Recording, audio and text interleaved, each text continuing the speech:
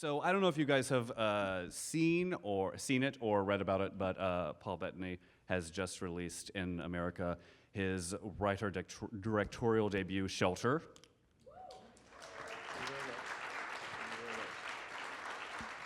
It's a pretty dark drama starring Jennifer Connelly and Anthony Mackie. I highly recommend that you check it out because it's pretty unflinching and it has some really great moments in it, both performance and directorial. And before we delve into everything else, Yes. For your directorial debut, this is fairly dark. Like, what got you revved up about this? Okay, well, there's this fashion that we're in at the moment by the way, I've noticed you don't do it, of going, oh my God, it's a little bit dark. It's a little bit dark. And you just think, well, so was The Crucible. What are you talking about? I mean, it was a great play. It didn't have many gags in it, I grant you, but, it was pretty good, I thought. I thought it was interesting. So, it's hard to have redemption without darkness, prior. So, yes, it is dark. I notice around the world that the world I am living in seems to be. This is a beautiful theatre, by the way. But the world that I notice is full of grey area, and we seem to be becoming more and more entrenched in black and white positions. And I think that we will. Everybody's seeing this in the response to what is happening in what just happened in Paris. It is a world full of grey area, and forgiveness and understanding is urgent right now. And so I wanted to make a film that was about that. And as you can imagine, if you want to make a film that's about that, people tend not to give you a lot of money.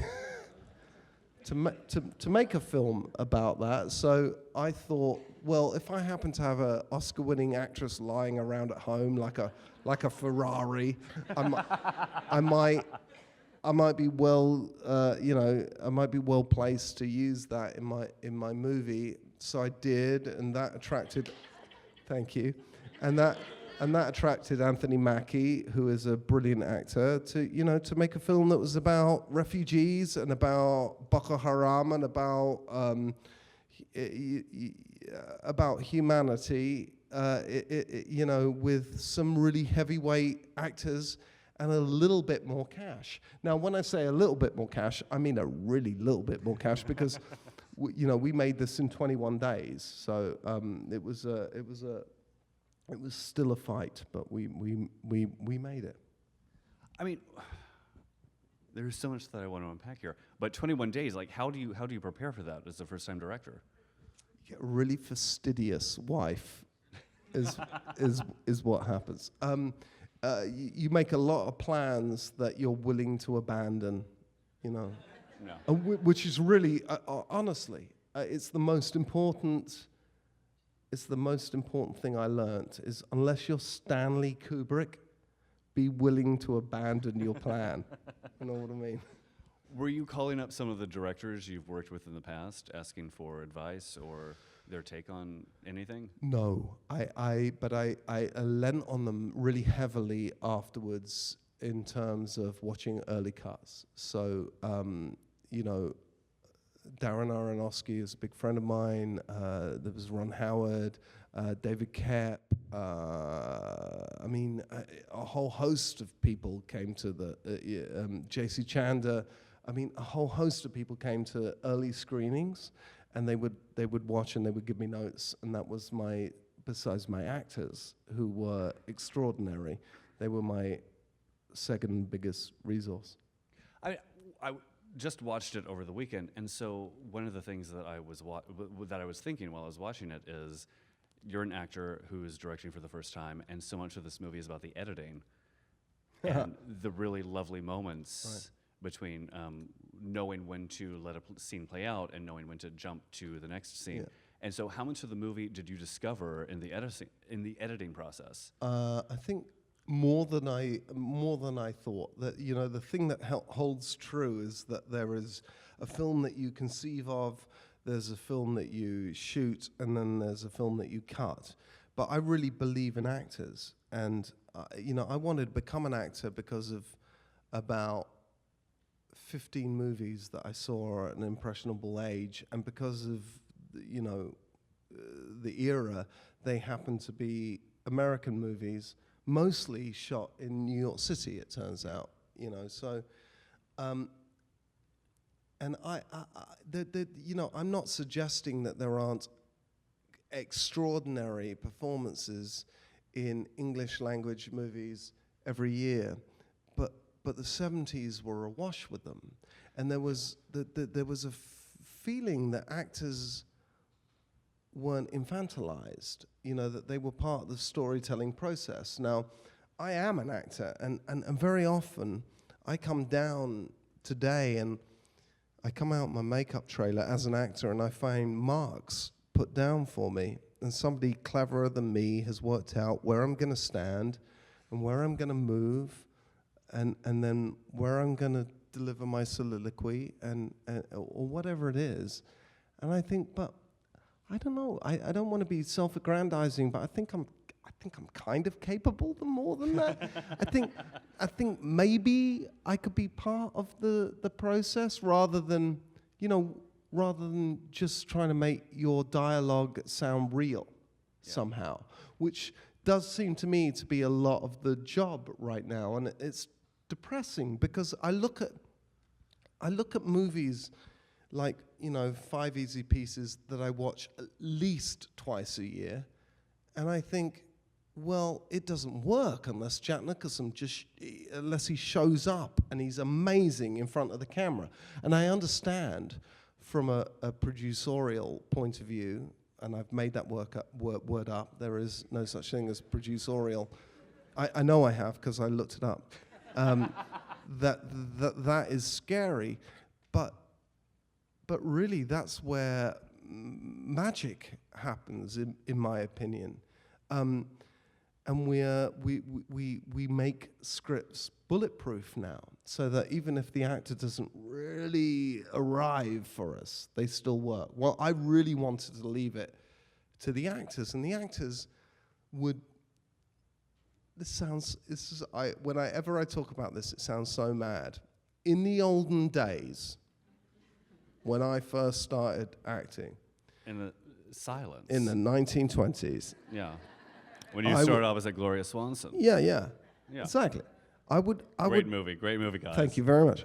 I would come down. You would arrive on set with your coffee and your script and your hangover, and you would figure out what you were going to do during the day, right? And then you would invite the crew in to watch it, and then you would go away to makeup and costume, and then the crew, the grown-ups, would figure out how they were going to cover what you just did. It doesn't work that way so much anymore. I mean, it really doesn't. And I really wanted to get back to that, where my actors, Anthony Mackie and Jennifer Connelly, my wife, would, not Anthony Mackie, Jennifer Connelly, would just, to be clear, not you know, we would come in, and everybody would come in, and we would talk about it. I pushed the whole crew out, and we would talk, and because it saves time.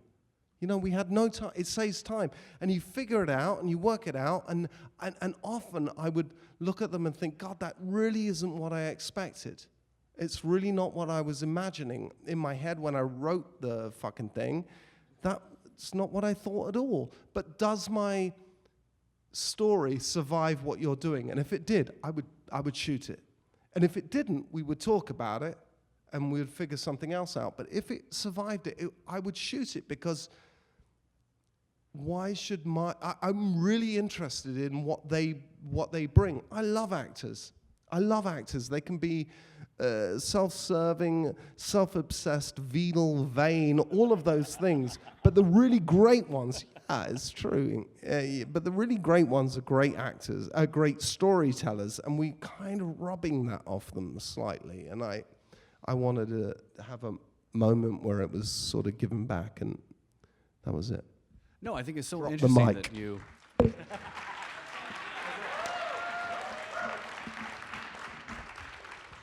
No, I think it's so interesting that you brought up Five Easy Pieces, because that is such a seminal movie for so many people. I mean, that and Bonnie and Clyde is one of the reasons why I ended up in the career that I have, because all I wanted to do was spend the rest of my life writing about these movies. Right. I watched them in VHS. I was not alive during the time.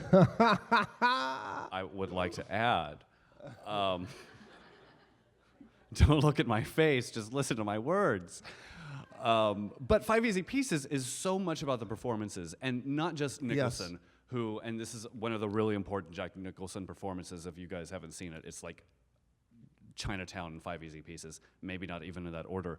But it's about the supporting characters, and it's about the raggedness of the supporting characters, and a certain hastiness in the editing where it feels like the movie can't wait to move on, much like some of the characters can't wait to move on to the next thing, the next high. And there's a whisper of that in Shelter too, without diminishing any of the characters. Yeah.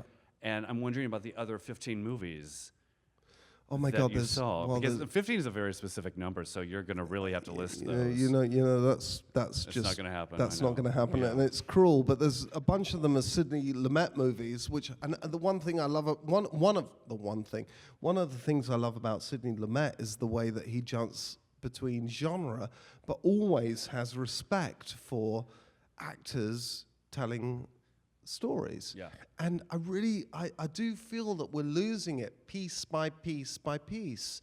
And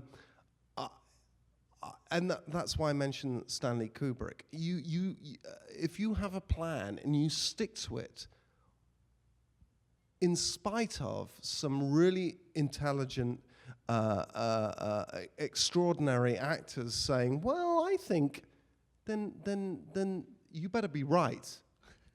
You better be right, because I had some good actors in front of me, and they would do things, and I go, "God, that's pretty good. It's not what I was thinking, but it's pretty great and compelling, and what about that?" And I, rather than just trying to paint in my, the thing that I had in my head, my canvas that I had in my head, actually really be interested in what happened, the relationship between the two people that happened in front of the camera, and shoot that. Yeah. You know what I mean? It's terrifying, but kind of, because you come into the filming of it after you have prep, which is a fucking nightmare. Never do it. And then you have shooting, which is bliss. And then you go into post with not knowing what you have, because you didn't plan it, And as far as calling up any directors, no, I didn't. But I really noticed that Peter Weir, for instance, really knows who's holding the story. Is my crew holding the story, or are my actors holding the story? If it's my actors, I'm just going to have a really simple camera move. There's not going to be a complicated, elegant, beautiful camera move that wins me an Oscar, that comes in and goes in, and that tear falls down at exactly the right place, and we got one take out of 20 that worked, and it wasn't her best take, but it was the take that was in focus. He doesn't do any of that. It's just a simple camera like this, and then when the crew is holding the story, you better be on your fucking mark, and he expects you to know what you're doing, and I really that's one of the main things that I really took with me day to day, is who's in charge of the story, who's in charge, and It's never the director. you know what you want to protect, unless you're Stanley Kubrick, you know what I mean, or Tarkovsky. It really it's a illusion. It's an illusion Yeah. that you are, because and every director, not every director that's worth his salt, but every director that tells the truth will tell you that's true. That if you had a plan and you fulfill the plan and you look at it and you go, oh, it's shit, you'll change your plan. You'll change your plan and you'll throw. I would have thrown my wife under the bus if she wasn't so fucking good. You know what I mean? I really would. You're in love with the object of the piece, and the piece tells you what it needs to be. Well, I would imagine especially so if you've written the piece as well. Yeah, but the writing of the piece, I hate the idea of being a writer because it's the worst. Well, it's the worst because people blame you for shoddy dialogue and whatever, and I get that. But I wanted to direct a movie, and I knew what I wanted it to be about, and there was this interstitial problem of having a script. You know what I mean? I wanted to direct a movie, but I didn't have a script. So there was this interstitial issue. And as a dyslexic, who left school at 16, I was like, oh, I can't do that. And then I thought, oh, actually, fuck everybody. I'm going to start just writing and see what happens. And so I did. But the good news about that is it made me, I wasn't so tied to the minutiae of stuff. I was really interested in, does this scene deliver the information and the punch that I need to deliver? Interesting that you brought up Sidney Lumet about people who can cross genres, because you were one of the few recognizable bold-faced names working in movies today that people can't pinpoint. I have that thing. I get a bit bored. I've probably got ADD, but it was, just called being stupid when I was a kid. I don't know. I keep wanting to do different things and don't want people to tell me what I have to do, and I get a little bit punchy when people tell me what I have to do. And so I want to do as many different things as I can. I mean, which most actors want to do, and then most actors get locked into a certain persona, and they just want to keep recreating that persona because it's a hit persona, and they want to keep making money. But then here's the thing, is that the truth of making movies and critiquing movies is that even bad movies take an enormous amount of effort to make. And they are people's dreams and their hopes and their desires and all of that. And I have to respect that, and I have to sort of love that about movies. Some of them work, some of them don't work. You know what I mean? Something like Wimbledon goes. I trained. I had never played tennis before in my life. So I trained for 10 months. Before we even get into Wait. No. I trained with Pat Cash, who is a bastard. He was a bastard to me. Pat Cash won Wimbledon, and he was a bastard.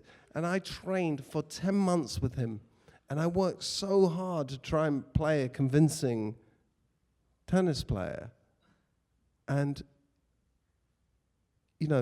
it's, and that experience of trying to work really, really, really, really, really hard is the same experience of any director on any movie that they ever made, good, bad, or indifferent. They've worked really, really, really, really hard to bring you a great movie. Yeah. And then it's great, or it's not great, or it's really shit. And you go, that. And then what happens is they go, that's really shit. And it's painful. It's really painful for those people involved. Just so you know. Well, but if you've never played tennis before, I'm curious how you got the part. Oh, because I think that, putting John McEnroe in the movie. He might not have been able to act. But some people considered the acting, like the bigger But problem. what was did you audition? Did you read? And also, John McEnroe could never pass the insurance test. That's true. No, I didn't. I didn't do any of those things. I didn't do any of those things. But it was the first time. It's the first time in my career that I was asked to audition another actor. Really? What was that First time that the director said, "What do you think of James McAvoy And what did you say? as your brother?" And I said, "I think he's great. I'm not going to denigrate any of the other actors. I'm not going to take a job away from another actor." To me, it was obvious. He walked in and he was clearly a star and blah, blah, blah, blah, blah, but I'm just not going to do that. And it was actually really interesting, he said, putting on his director's glasses. When I had to audition actors for my film, it was the most uncomfortable experience that I've ever had in this business, is actually going, that guy's terrible. He's terrible.